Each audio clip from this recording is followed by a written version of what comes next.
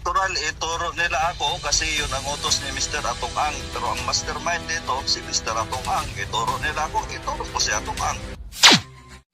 Tumulong ako kay Don nung eleksyon. Nung eleksyon, humingi pa siya ng 12 million, binigyan ko pa ng 12 million. Mr. Atong Ang, ano nangyari kay Chavit noon? Na ginulo mo, napatayin nyo rin. Tingnan mo, nagulo rin ang buhay mo. Ngayon, Sa ambos lang, 7 beses na eh. Binabaril ako, namamatay ang mga kasamahan ko. The last, 2 granada na initya. So, 16 ang patay sa dance floor. Kayo mga politikong mga ipokrito, ang tagal mo na naging leader ng sugal. Puro illegal ka. Hindi ka na ba titigil? Munti ka na nga mamatay eh.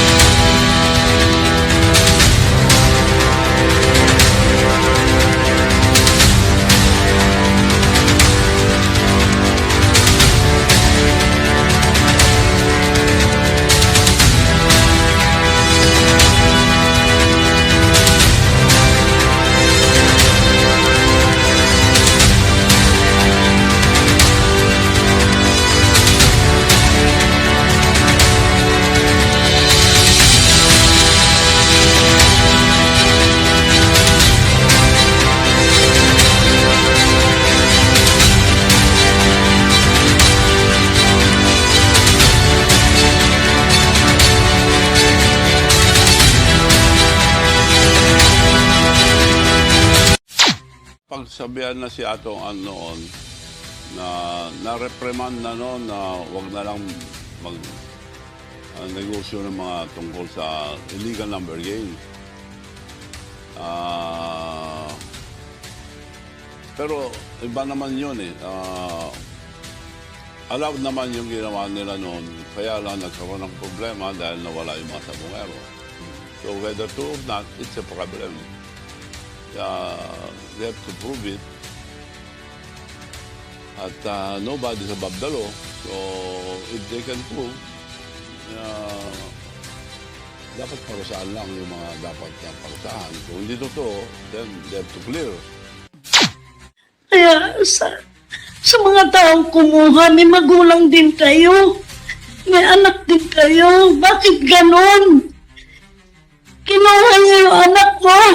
Hanggang ngayon nagdudusa po. Kung magtatagal, kung ano po yung nararamdaman namin sa loob namin at nararamdaman ng mga maliliit na anak namin, mararamdaman din po ninyo yun. Nyo na kung sino yung tinutukoy ko. O si A. Ibalik nyo na ang mahal namin sa buhay. Affidavit ko yan, Mr. Charlie Atong Ang, then Eric De La Rosa, Engineer Celso Salazar. Sila ang mastermind sa nawawalang mga sabongero. Kumusta? Welcome. Ito yung lingkod, Brad Wendell Talibong. Patuloy ang ating pagtutok nitong mainit na issue kaugnay sa mga nawawalang sabongero. Missing sabongeros. Pero may sinabi na may missing boksingero daw dahil hindi nagpakita si Mayor Basti kanina. Kumusta sa lahat nating mga kapatid na sumusubaybay? Welcome po. Ang CBCP nagsalita na kaugnay sa online gambling na sana mapahinto ito. Sa inyo, pabor ba kayo na ihinto ang lahat na uri na online gambling? Mga kapatid, meron na mga Facebook page sa mga kilalang YouTuber o mga vloggers ang nabura dahil sa pag-promote sa mga gambling, no? At mga 21 ba yon? Tatalakayin natin yan sa susunod. Naniniwala si Governor Chavit Singson na walang kinalaman umano si Gretchen Barreto sa naturang kaso. Samantalang, idinidiin talaga siya sa ni alias Totoy Dundon Patidungan. Well, mahirap pakialam sa relationship nila. Mahirap madamay sa sa marites nila. Although nakikita naman sila magkasama palagi sa sabong, but I don't think kasama naman sa mga nangyari si Gretchen. Although magkasama sila, siyempre pag may nasabi man si Ato, hindi niya sasabihin kay Gretchen. Especially yung mga bagay na yan na tungkol sa problema sa sabungan. Although kasosyo siya sa sabungan. So you believe po na investor lang talaga yung role ni Gretchen dito sa sabong? Yes. I believe na investor lang si Gretchen. Kasama siya sa pumayag na walain yung mga sabongero. Ngayon, isa sa tumas ng kabayan. Si Gretchen Barreto, isa siya sa pumayag na walain yung mga nagtutsupi. Kasi sabi nga ni Mr. Atong Ang, pag hindi natin gawin yan, babagsak yung negosyo natin. Ma'am Gretchen, para matapos na to, madam, total, tulungan mo na ako sa kaso mo dito para maawa ka naman, makonsensya ka naman sa doon sa mga nawalang sabungero. He did not witness anything. And his allegations against Ms. Barreto is based on a suspicion, spekulasyon na dapat involved siya dahil siya ay malapit. Ito ang abogado ni Gretchen, no? Na walang batayan umano ang naturang akusasyon. Pero kung maalala ninyo, bago natin ituloy ang abogado ni Gretchen, sabi ni Dondon Patidungan na hawak daw niya yung audio record sa mga tumatawag sa kanya at yung text. Sapat na ba yan na magiging batayan para sa naturang akusasyon? Ito. So niyang pabaliktarin na lahat ng sinasabi ko. Ito, habang tinikso ko sa kanya, tapos nagmamakaawa na siya sa akin, no? Sabi ko, maraming salamat, pinagtulaan mo ibang tao kaysa akin, nagmamalasakit sa iyo. Simula noon pa, kaya pagpalit ko, buhay ko, huwag ka lang maagrabyado. May mga tao na dumating sa buhay mo, 2021, nakalimutan mo na lahat. Reply niya sa akin, huwag ka naman niwala, nag-uutos ako na patayin. Ayoko ng ganyan. Sana maayos pa samahan natin. Tapos Ang binasa niya yung text message daw umano ni Atong Ang. Kung maalala ninyo na sinubukan ding ma-interview si Atong Ang sa mga media, pero sabi ni Atong Ang at sa kanyang abogado na sa proper forum umano sasagutin ang lahat ng mga akusasyon. sina natin ang gulo tayong dalawa kung okay sa'yo. Ito na lang yung last text niya. May panahon pa magbago ang mga tao. Ang sabi ko sa kanya, sige, Panginoon na lang bahala sa inyo. Meron pa akong boses nila dalawa na konversasyon ng isang artista. Plano niya itong patayin yan lahat. O yun, may conversation din, busis umano.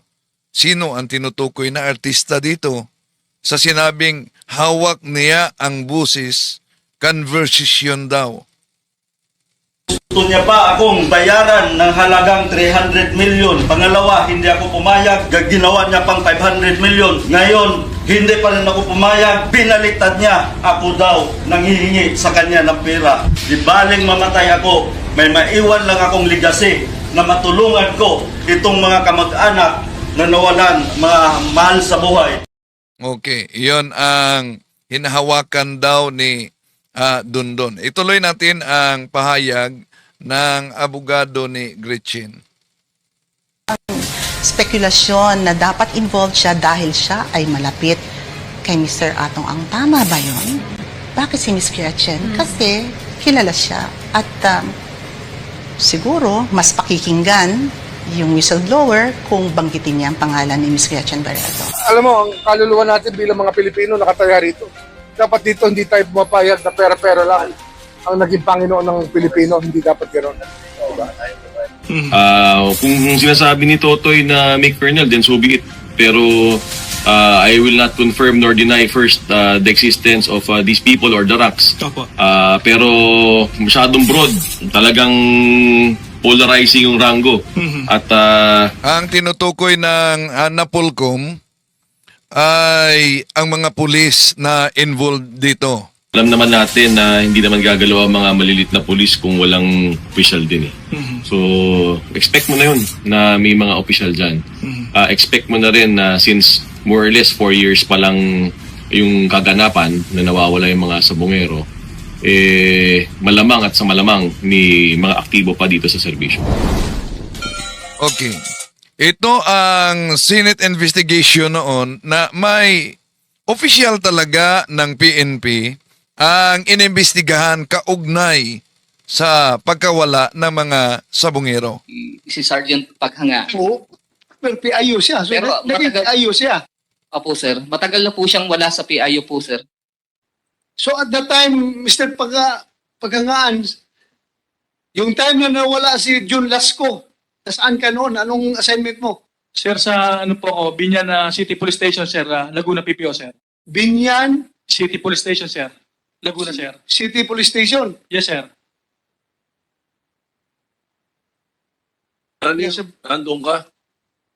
Sir, nung time po na yon, off duty po ako nung August 31 August 30, 2021, sir.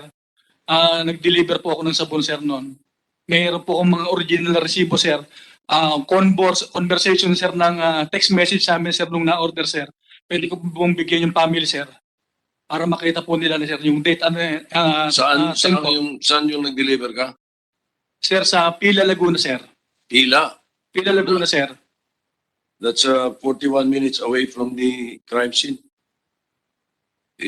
At meron pa siya sinabi na ikaw daw ay nag-volunteer na dukutin na lang yung mga... Ito ang tinutukoy na unang pahayag ni Mr. Atong ang kaugnay sa opisyal ng pulis na volunteer na dukutin daw. Suspect na yan. Nadinig ko po kanina. So narinig mo lahat ng sinabi niya kanina? Yes, sir. Okay, you have the floor. Either you confirm or deny lang sinasabi ni Mr. Atong Ang. Sir, ganito po yun, sir. Last year, nung ako po nasa assigned pa sa NCR CIDG as the regional chief, kakilala ko, kaibigan ko si Joseph Lumbad, and humingi sila nga ng tulong na because Joseph Lumbad is working for the Lucky 8 kasamahan po nila Mr. Atong Ang, sir. And ang sabi ko, gawa po kayo ng letter request for police assistance. Yun na nga po yung i-present po kanina at naka-address nga po yun kay General Ferro sa Director CIDG. And yun yung, kung nung naalala niyo po noon, sir, nung first Senate hearing, nasabi yun ni Attorney Santos na may request sila. Di tayo nakapag-live hapon dahil may Exorcism and Deliverance Ministry Seminar sa Corpus Christi, Iligan City, no? Sa parokya nila ni Reverend Father, ang kanilang exorcist mismo doon, no? So patuloy muna natin to. For assistance na kasama NBI at CIDG na ina-allege nung isa sa mga witness na malakas na daw si Mr. Atong Ang sa NBI, sa CIDG. Pero sa amin, sir, for purposes na kailangan po naman talaga namin, kayo po, sir, lahat naman tayo bilang police, for police assistance. Ito dapat i-check ni NBI Director Santiago, no? Dahil nag-react yon si NBI Director Santiago na dapat ituro pangalanan, in fairness sa NBI daw, ni Dondon kung sino ang involved. Pero kung maalala ninyo, sinabi ni Dondon Patidungan, di ko naman sinabi ang kaugnay sa NBI. Pero may bahagi sa video ni Mr. Atong Ang na tinatalakay niya ang panyonyope at natukoy na bahala ng CIDG at NBI. So galing nitong police colonel at ni Atong Ang pagbanggit sa National Bureau of Investigation. Intervention, kailangan may basis. Kaya gumawa po ng sulat si Attorney Santos from the Lucky 8 Corporation. Address to Director CIDG, ako po ang nag-receive. And nag-usap-usap na po kami, kasama na po noon yung NBI. That's the first time na doon nga po, nagpunta kami minsan sa office na ni Mr. Atong Ang sa Mandaluyong, sir. At saka, sandali it was recorded during the last hearing Yes, sir. na si outgoing CIDG Director, General Ferro, was blinded by that operation. Hindi niya alam. Hanggang sayo lang ang coordination. Hindi niya alam. Di ba? Naggulat pa nga siya. Meron pala kayong operation na ganun ginagawa. Hindi niyo pinapaalam yung director ninyo. Sinabi ko po yun sir, sa kanya kasi kung makikita niyo po sir yung letter request for police assistance addressed to Director CIDG, ako nasabi naman ni General Ferro po noon sir, o, ikaw na no yung bahala. Sa NCR CIDG na kayo na humawak. Kaya ako na po ang nag-receive sir. And after the police operation, may Klaruhin natin ha. Nagyanay si General Ferro na hindi niya alam yon. Tapos ngayon, nagsasabi ka na siya nagsabi sa'yo na ikaw ang bahala. Yes, sir. After the police operation that we have conducted, sir, entrapment operation, we have submitted a spot report and development report na may huli po kami, address na nakasuhan, nahuli nakasuhan, ginawan po namin ng spot report at address po yung sa Director CIDG, sir.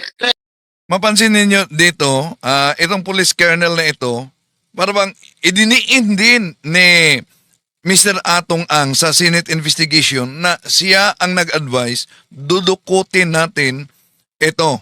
Okay, ituloy natin. Kaya hindi po pwede sabihin na hindi po nila alam, sir. So yung sinabi ni Atong Ang na nag-volunteer ka daw na pagdudukutin nila yung mga tao na yan.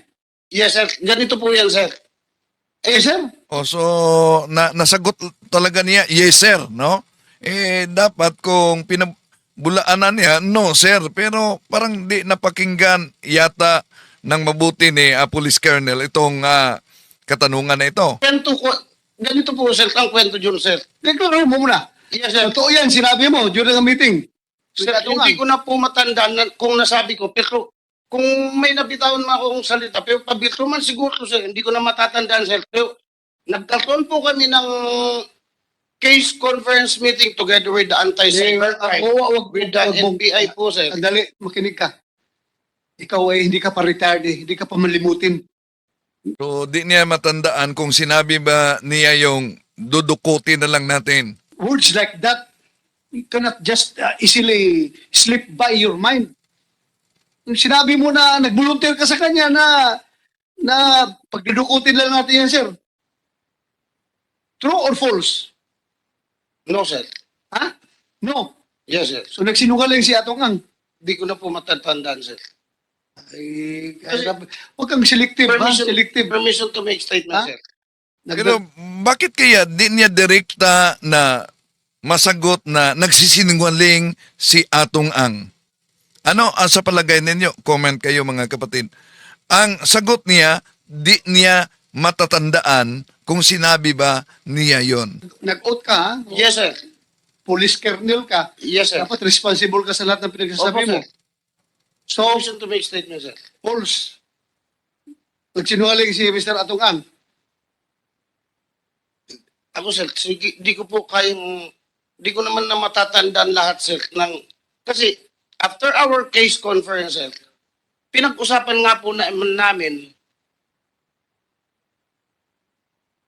Sige, pinag-usapan po namin noon, sir, together with the anti-cybercrime, with the NBI, nag-sharing nga po kami.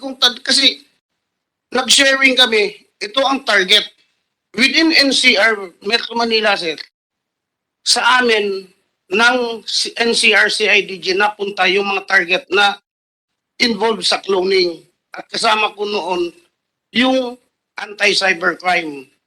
Yung outside Yung cloning parang yung video ninakaw, no? Nauna nang tinatalakayan ni Mr. Atong Ang, paano ninakaw yung video nila? Ito na yun, nag-conduct yan ng operation, pati NBI, Yes, sir. request na siya sa NBI, Manila po, sir. nag-conduct operation, positive results. Yes, sir.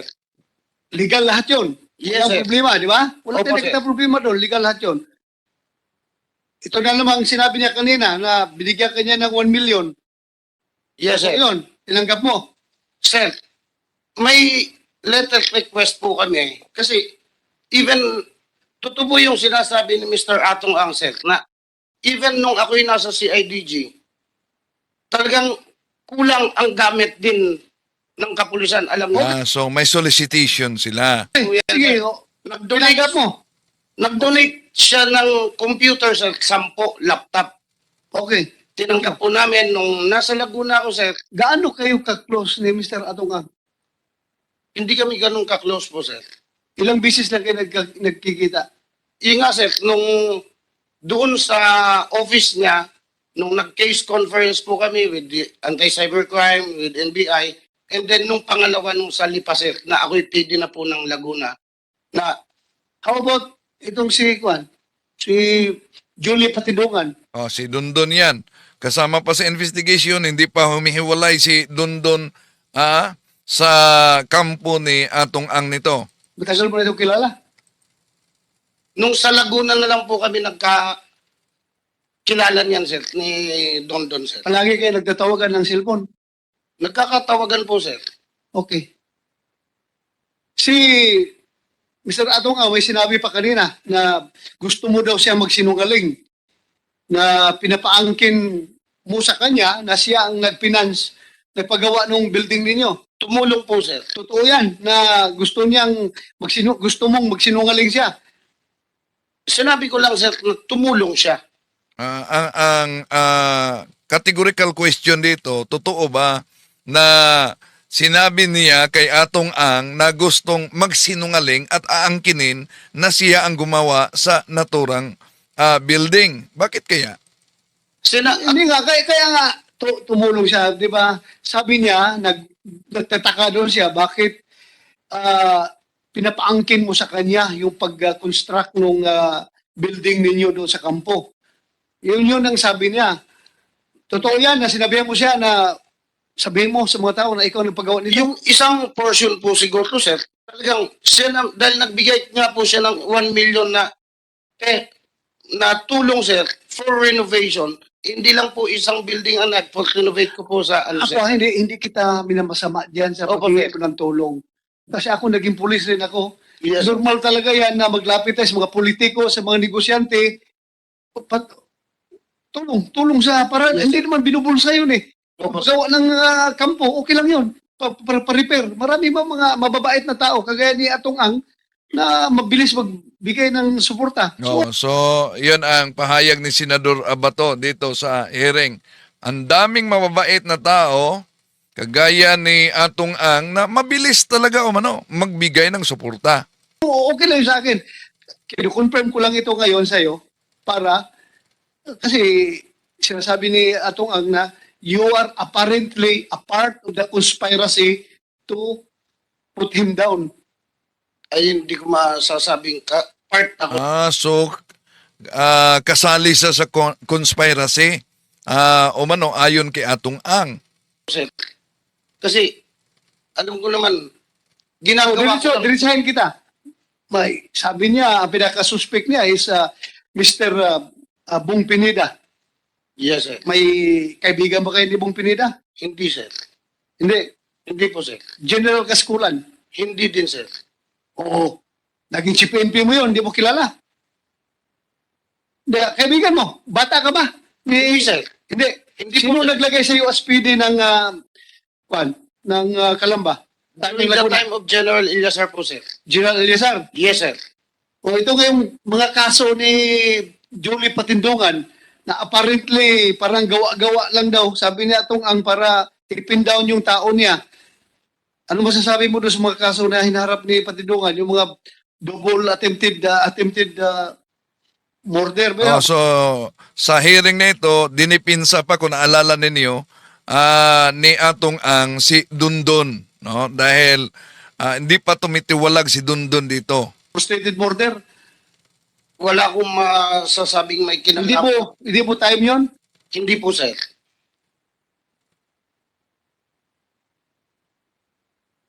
Okay. Sige. Yes, sir. Satisfied ka, Mr. Atunghang? Doon sa... kung magtanong ka, you direct it to Your the Honor. chairman. Senyor, Ano na magtatanong sa Honor. kanya? Ano ko lang dito? Number one, yung sinasabi niya selective ang isip niya, ang utak niya, nung ano po na sabi niya, hindi niya matatandaan. Binanatan agad ni Atong Ang dito, selective ang utak niya. Sinabi niya yung dudukutin. Nung sinabi niya po yun, kaya ang daming accomplishment na nahuli dahil hindi nga ako pumapayag sa ganyan. Pwede niyo, kung sinasabi niya, hindi niya matandaan ang sinabi niya, pwede niyo natin tanungin yung NBA dito, baka narinig. Ang mga tao ko lahat kasi narinig eh. Number two. Ngayon, narinig ng mga tao ni Ang umano at pati na si NBI na sabi nitong police colonel na dudukutin na lang. Ano kayang reaksyon ng police na ito? Yung ano po, Your Honor, yung sa Laguna, sa Lipa, yung sinabi niyang halos tapos na yung pinakita niya sa akin picture. Hindi siya humihingi ng pera nun, nag-donate lang ako. Ang sabi lang niya, akuin ko lang daw akuin ko lang daw na ako nagpagawa lahat. Sabi ko, hindi ko makita logic. Kaya tinawagan ko si Atty. Carol. Kasi si Atty. Carol lang kakilala nila, tsaka si Joseph eh. Never ko siyang kilala, kaya sabi ko, nakita ko lang siya once, twice nung lumapit, hindi ko alam pangalan niya eh. Natanda ko lang mukha niya. Nung nakita ko, ikaw pala PD ngayon, Colonel. Tapos nagulat ako, ba't gusto niya ako magsinungaling agad? Ba't sanay na sanay ka magsalita magsinungaling ang tao? Yun ano ko, tapos nalabas ng mga testigo mo, Yun, binanatan ni Atong Ang. sinungaling, alam naman natin, dadamay mo pa yung mga pulis, di ka naawa. Kasi utak pulis din ako eh. Pareho tayo eh. Nakita niyo naman, Your Honor, di po ba? Nakita niyo naman siya magsalita. Colonel ka, PD ka, hilaw ang salita mo. Ito ang terminology na natin. Thank you for that. Anong reaction mo? Sir, Sabi ni Atong Ang na may nakarinig sa kanyang pahayag na dudukutin na lang natin ito.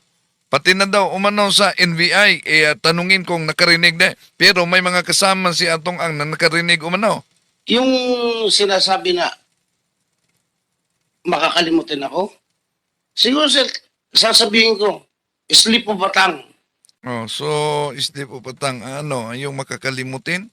Kasi, sir, pero kung talagang didiretsuin kung yung sinasabi ni Mr. Atong Ang na dukutin, hindi sana ginawa ko na, sir, ba't pa kami nanghuli? Nanghuli po kami. Ito ha, Hindi, sir. ibig sabihin nga, posibleng nadukot dahil nga mayroon tayong nahanap ngayon na 34 na tao. O, sir, pero wala Kaya po akong nga, kinalaman. very sir. crucial yung statement mo na pagdudukutin na lang natin mga yan dahil nga may nahanap tayong 34 na Yes, tao. At nang lumitaw na si Dondon Patidungan, hindi lang pala 34 na tao. Ang dami pala. Mahigit 100. Wala po akong kinalaman doon, sir. Ang pinag-usapan lang namin doon, sir, yung involved sa cloning. And nahuli po na amin yon, nakasuhan. After that, wala na po kaming kinalaman, sir. Ito Cloning operations yun. cloning operation lang, sir. Okay, we'll take that up later. Meron tayong kaso dyan. Mag-update na sa DJ about that. So ano pa? Wala na po, sir. Thank you. Opo, sir. Salamat ha. But before yung kay section, mamaya kay section, pwede tapusin muna natin itong, sana yun, nawala na yung magkapatid na dalawa kanina dito. Balik muna kayo, kasi hindi pa kayo tapos. Pag ganun-ganun tayo eh, that's normal for a hearing na, sir.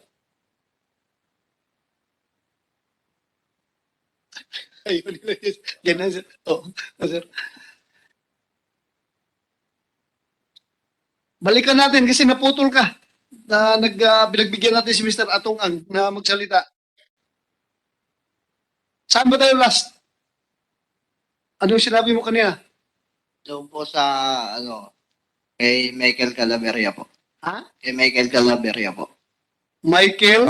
Ito ang sinabi nilang hinuli doon sa arena. At sabi daw ng mga security, magpili kayo. Papatayin o kakasuhan kayo. Mas pinili daw umano nila na kakasuhan sila. At kinasuhan sila kaugnay sa drugs. Alaberia po. Claveria. Doon ito nangyari, sa loob ito ng sabungan o sa safe house o sa police station? Sa loob po na sabungan nangyari po yun. Okay, sige, tuloy mo. Yung pong,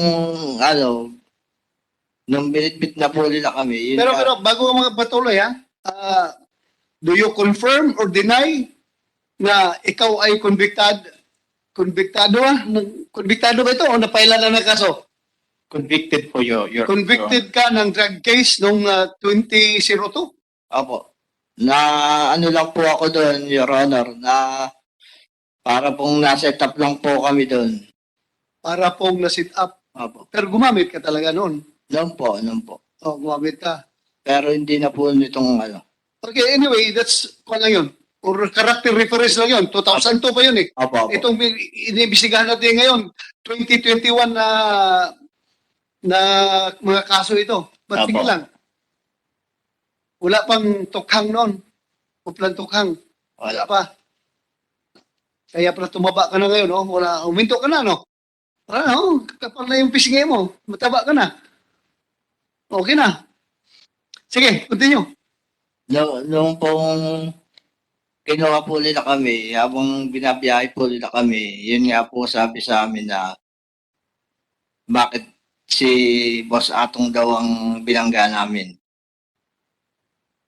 Binangga po daw namin si Boss Atong ay pader po daw si Boss Atong. Sabi ni? Michael Claveria po. Michael Claveria. Tapos may sinabi ka pa kayo na alam nyo ba na 5,000 lang? Apo. Ano ba sinabi po nila sa amin na sabi, alam nyo ba, tumawag sa akin si Boss Atong, 5,000 lang isang ulo yung binabayaran sa inyo. Pero sa ganun man, hindi namin kayo para patayin. Ang sabi sa amin po, papipiliin namin kayo. Kaso o patay. Ano pinili mo? Ay syempre po, sa amin po, ay kaso na lang po, kaysa patayin po kami. Okay. Tapos, saan na kayo dinala? Nung dinala po kami sa safe house nila. Safe house? Apo. Alam mo anong tinatawag safe house? pong bahay po. Ha? Ano lang po siya. Bahay lang po siya. Safe house ng mga pulis? Parang ganun na po. Tawag nila sa kanilang safe house. Gaano kalayo galing sa sabungan? Mga 15 minutes po. 15 minutes? Apo. Dinala kayo doon? Apo. Ano nangyari pagkatapos? Dinala po kami doon ay mga mag-aalas 6 po ng umaga. Tapos nilabas po kami alas 10 na po ng gabi. Sige, tuloy. Nung pong nilabas po kami nila, nagpunta po kami dito sa may parting pagsangan po. Naghanap po sila ng pagtitigilan. Nakakita po sila nung nag-aantay po doon na single na isang barangay tanod po. Ngayon po, doon po sila tumigil. Hanggang doon po kami pinicturan. Pinicturan? Opo. Bakit? Nagtanim po sila sa amin. Ng drugs po. Drugs po. Drugs? Opo. Sa Pagsanhan, Laguna? Opo. So galing sa sabungan, diretso kayong safe house. Opo. Pagkatapos sa safe house, pumunta pa kayo sa Pagsanhan, Laguna. Opo, doon po na kami kayo pinantingan ng droga. Opo. Sabi po daw, doon po daw kami nag-transaction. So, team leader ay 28 larawan. Because I fell asleep when I was watching that Senate hearing. I saw the first portion. Ito. Di pa pumutok yung isyo na nagtatago siya. Kung nakilala nyo ba ito? Di pa yun pumutok yung isyo na may kalunos-lunos na pangyayari. So if I may be enlightened on, hindi ko alam anong conspiracy yung sinasabi. Narinig ko lang yung pangalan. Immediately, tumawag ako kay ano sir, tumawag ako sa Chief of Police ng ng Santa Cruz MPS, then Ma'am Gawiran, para mag-coordinate kung ano yun mga detalye po sir. And I directed yung team supervisor po for the information of everybody po. May 4 pong district team ang Laguna PPO. At ang bawat pong distrito ay minamanduhan ng isang opisyal. Noong time na yon sa 3rd at 4th district team, ang team supervisor ay si Lieutenant Sasaluya po. So doon sa allegedly doon sa nakuha namin information, I directed Lieutenant Sasaluya to closely coordinate with and help yun COP po ng Santa Cruz MPS po. Dito ba siya? Si Lieutenant Kasaluya? Kataluya? Opo. Andito siya? Imbitahan nga ninyo, paupuin dyan. Ano lang po, excuse me po. Ang GPIU po, overseeing more or less 80 personnel, meron po kaming tracker team. Meron po kaming PSOU. Meron pong 4 na distrito. As well as the office personnel. More or less 80 personnel. Ako po yung nagsusupervise ng more or less 80 personnel. So, hindi ko po kakayanin talaga lahat yon. So, lahat po ng district team o lahat po ng team ay meron po talagang designated na officer. In this case, dito sa area na to, na pinangyarihan, sino yung designated officer? Kung yung tungkol po kay dito po doon sa kay Ma'am Lasco po, it is not Lieutenant Sasaluya kasi matagal na po siyang na-relieve. If I'm not mistaken po, may relieve na po si Lieutenant Sasaluya sa PIU. And also, may I allow, sir? Kung hindi na si Lieutenant Taduya noong August 30, sino na? Captain De Guzman po, sir. The team supervisor po, opo. Andito rin si Captain De Guzman? No, sir. Yung mga whereabouts ng mga tauhan nila, you would know? Yes, sir. Kasi nun, I closely coordinated with the DCOP of San Pablo CPS. I personally, sir, nandun ako sa area at nagpapa-allot kami. Captain De Guzman, the 3rd district team.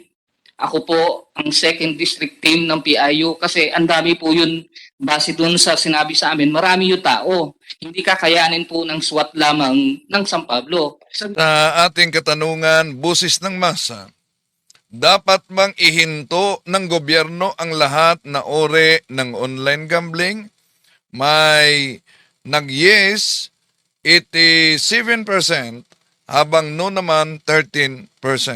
Okay, tuloy natin. Dali. Ako naging City Intelligence and Investigation Chief ako ng Davao City. Napakalaking area. Kahit na buong Laguna, pwede yan mapasok sa Davao City kasi hanggang Mount Apo. Puput ng Mount Apo, Davao City pa rin yun. Biggest city in the world in terms of blood area in Davao City. Pero, kung may gagawing kalukuhan yung aking mga tao sa intelligence, sigurado mamumonitor ko. Ikaw ba, kung may gagawing kalukuhan ng mga tao mo, blind ka pa rin, hindi mo maalam? Alam ko, sir. Alam ko po. Alam mo? Opo. So in this case... So, lahat ba ng mga kalukuhan ng tao niya, alam niya? 2 beses na, 2 cases. Itong kaso ng pagkawala ni Lasco at yung kanina, yung 2 magkapatid, ini-implicate itong mga tao mo sa Provincial Intelligence Branch. Anong masasabi mo ngayon? Sir, si Staff Sergeant Paghangaan po is not assigned in intelligence at branch of the Laguna PPO. Hindi po siya assigned. Saan siya assign pala? Assign po siya sa Binyan CPS. Kaya nagtataka po ako, ni-implicate dito yung PIU na hindi naman po siguro former PIU po si Sergeant Paghanga. Oo. Pero PIU siya. So, Pero naging matagal- PIU siya. Opo sir, matagal na po siyang wala sa PIU po sir. So at that time, Mr. Paghangaan, yung time na nawala si June Lasco, nasaan ka noon? Anong assignment mo? Sir, sa ano po ako, Binyan City Police Station, sir, Laguna PPO, sir. Binyan City Police Station, sir. Laguna, sir. City Police Station. Yes, sir. Nandun ka? Sir, nung time po na yon, off-duty po ako nung August 31, August 30, August 30. 2021, sir. Nag-deliver po ako ng sabon, sir, noon. Mayroon po akong mga original na resibo, sir. Conversation, sir, ng text message sa amin, sir, nung na-order, sir. Pwede ko pong bigyan yung family, sir. Para makita po nila, sir, yung date. Saan yung nag-deliver ka? Sir, sa Pila, Laguna, sir. Pila? Pila, Laguna, sir. That's 41 minutes away from the crime scene. Magandang hapon po kay Senator Lacson po at sa lahat po ng nandirito. Ako po si Mary Joy Lopez, ka-live-in partner po ni Jason Amoroto. Isa po siya sa nawawala sa online sabong po. April 28 po ng gabi, nagpaalam po siya na pupunta daw po sila ng sabong. Magsasabong daw po sila dito sa Santa Cruz, Laguna. Bale, meron pong kumontak sa kanila na kakontak po ni Brandon Retusto na taga sa amin din po. Si Joseph Mandaraog po. Siya po yung naghatid nung balita na may maglalaban nga daw po sila sa Santa Cruz, Laguna. Bali, dalawa po silang taga sa amin na kinuha nila na ang sabi po nila is magbibitaw lang daw po sila ng manok tapos babayaran daw po sila ng 5,000 kada daw po bitaw yung ilalaban pong manok. Sa hirap naman po kasi ng buhay, tas pandemic, kumagat din po yung partner ko po dun sa sinasabi nila. Tapos yun na nga po, bali 8:45 ng gabi, umalis po sila sa barangay po namin. Pumunta po sila dun sa farm ni Brandon Retusto kasi sabi po niya dun daw po sila magkikita-kita. Tapos after po nun, wala na po akong contact sa kanya. Bali nung 28 na po, dapat po, sabi niya kasi uuwi daw po sila 28 ng gabi. Hindi na po sila nakauwi. Tapos 29 po ng umaga, nag-aalala na po kami. Kaya pumunta po ako dun sa tao na kumontak sa kanya para sabihin na magbitaw sila. Yun nga po, sinabi din po sa akin na nagka-problema daw po, na hold daw po. Pero makakauwi naman daw po. Tapos, yun nga po, bali, April 30, inutusan po kami na mag-rent daw po ng sasakyan para pumunta sa Santa Cruz, Laguna. Tapos ang sabi po niya sa akin, bago daw po kami pumunta dun sa Sabungan, pumunta po na daw po kami ng police station. So ginawa din po namin yon. Then pagdating po namin ng Santa Cruz Police Station, ang sabi naman po sa amin nung police na nakausap namin, pumunta daw po muna kami dun sa Sabungan para i-sure kung talagang na-hold. Ito ang mga kamag-anak sa nawalan ng sabongero, no? Sa investigation na ito, di pa pumutok yung pangalan ni General Istoso. Pero nang tumitiwalag na si doon pa pumutok yung pangalan ni General Istoso. Istomo. Si Istomo, Alpa yan. Sa membro ng sabong yan.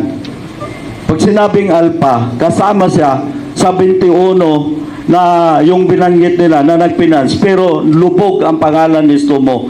Si Bernie Tacoy, Mayor Bernie Tacoy ang lumutang na pangalan yan. May monthly yan sila. Is Alpa nga. Pag sinabing Alpa, kasama siya sa hatian na tag 70 million. Pero tatlo yan sila na grupo. Siguro hati-hati sila sa 70 million aman. Ngayon, yan si General Istomo.